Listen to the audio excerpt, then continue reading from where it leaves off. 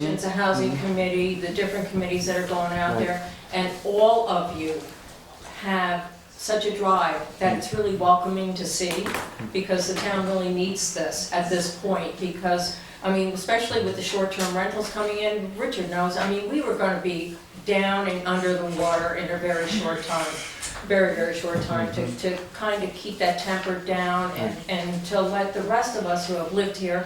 So a lot of longtime people that have lived here, a lot of new people that are coming in here, and we don't all have a ton of money. We want to just be able to live here, survive, raise our families, and hope that our children can live here also. Amen. So I thank all of you guys for doing what you're doing, because it really does keep it on an even keel. So thank you very much.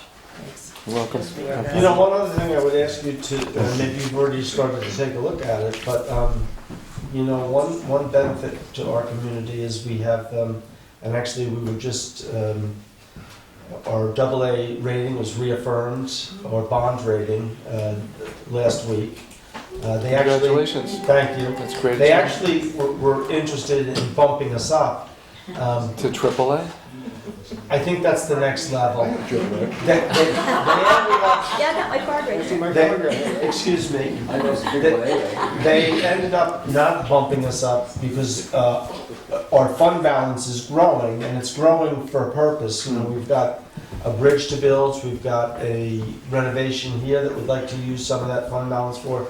The bonds market, they just want to see us save, save, save, save.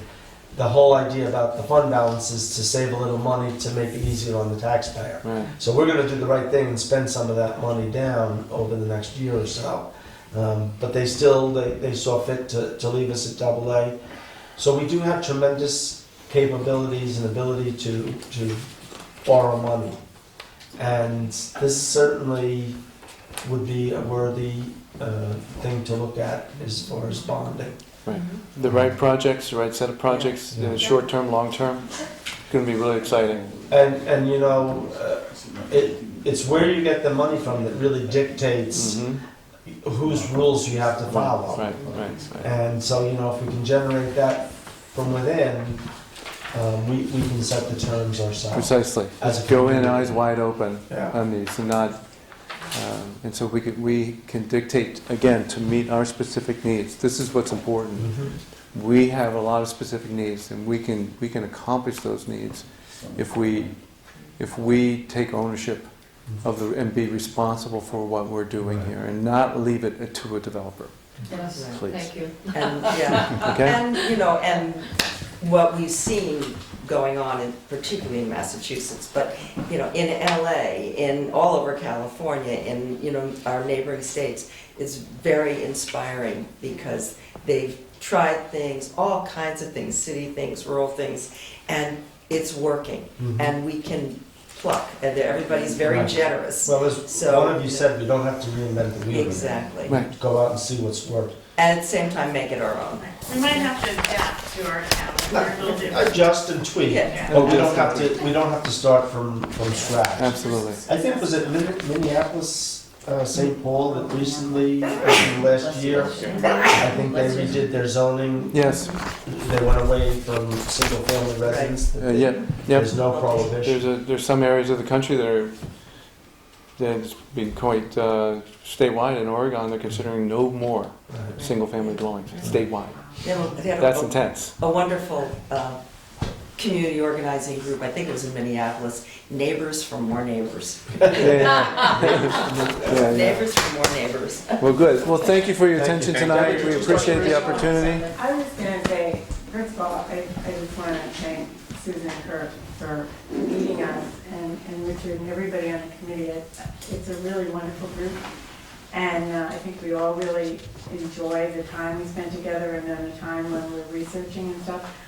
One thing that's clear is Woodstock is unique, and we bring our own approach and our own character to everything we do, and we also don't need to do everything always alone. And what's really exciting also is the interest in other places in the county, and even other counties in the Hudson Valley, where they're trying things and doing things. And so we're learning from each other, and opportunities for collaboration are among the things that we're looking at, because sometimes it is more than one town can Hmm. handle on its own.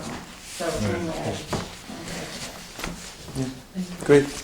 Did you have a? I wanted to add kind of the next step, which I know Kirk knows about, is that in building any kind of a building, especially if you're trying to keep costs down, is to consider energy use. And I would say that it would be a mistake to build anything just to the building code, which is the least that you can do and beat the law. And I would suggest that anything that is built reach the Passive House Energy Standard.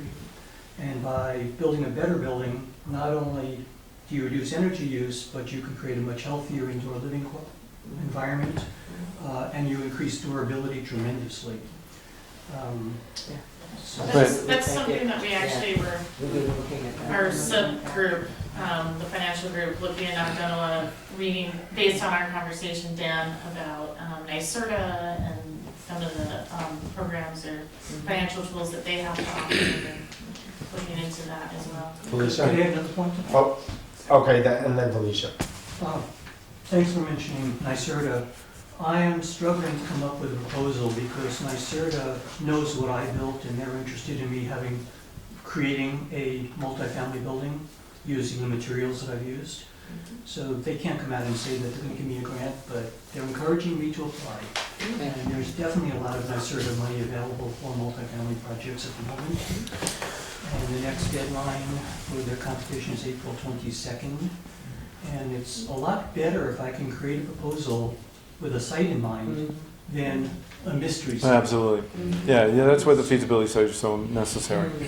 So if there might be a way of working with you in order for me to put together a proposal, I'd be interested in doing that. Sure.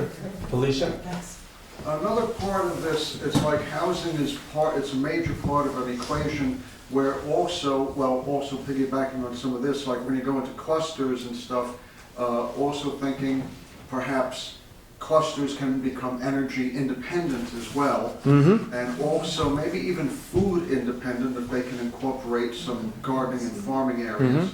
But then the other part of the equation is also affordable housing, but then a lot of people can't, like, if they're just barely making it, afford to maintain a vehicle, and transportation is kind of spotty around here, and to be able to afford to go to Kingston to have affordable ordinary items, groceries, clothing, stuff like that.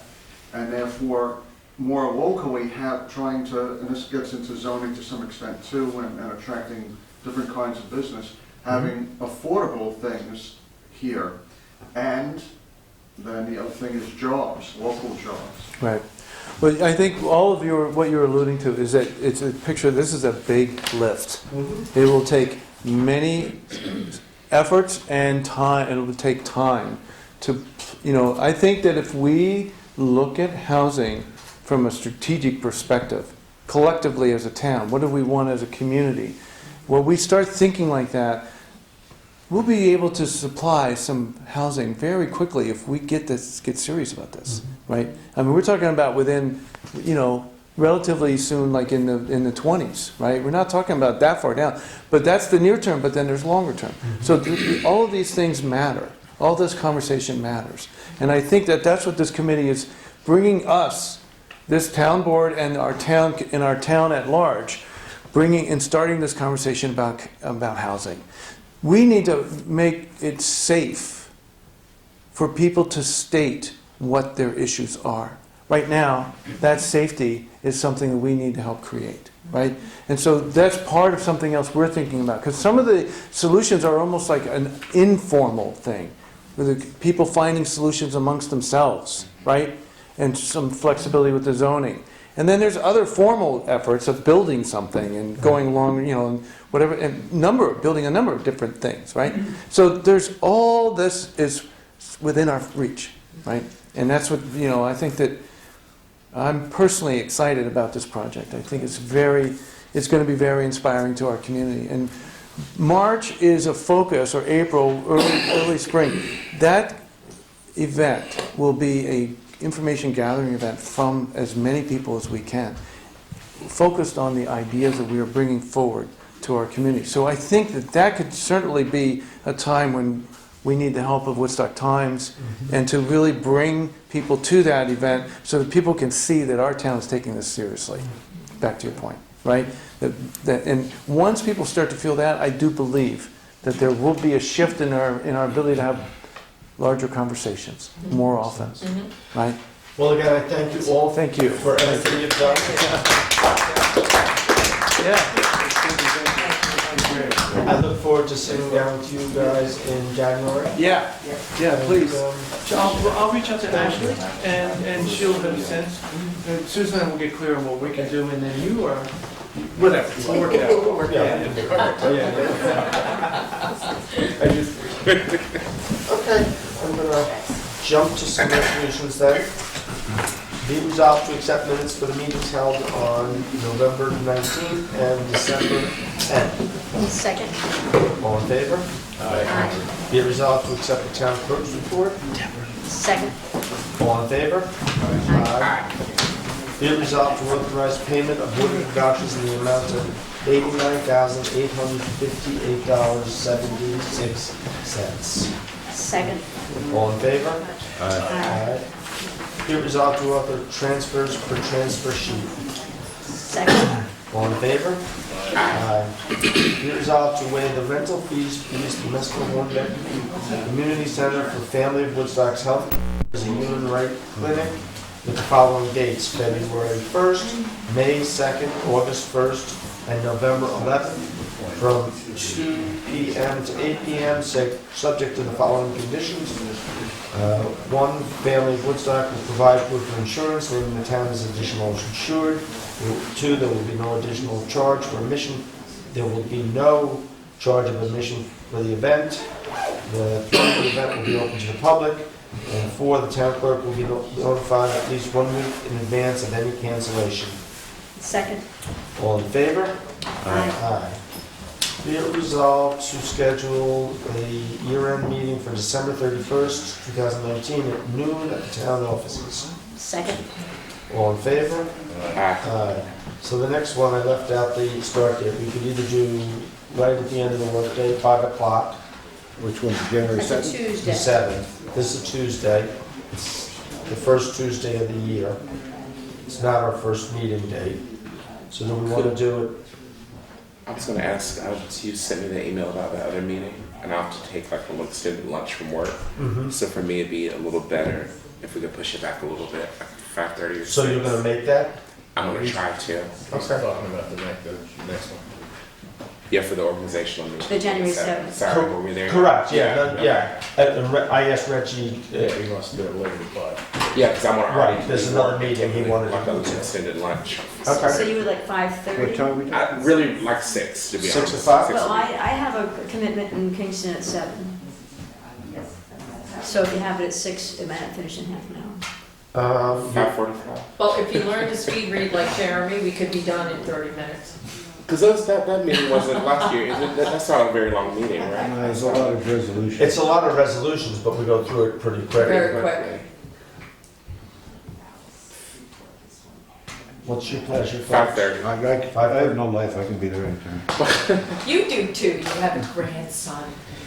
Be resolved to schedule the 2020 organizational meeting for January 7th, 2020 at 5:30 p.m. at the town offices. Second.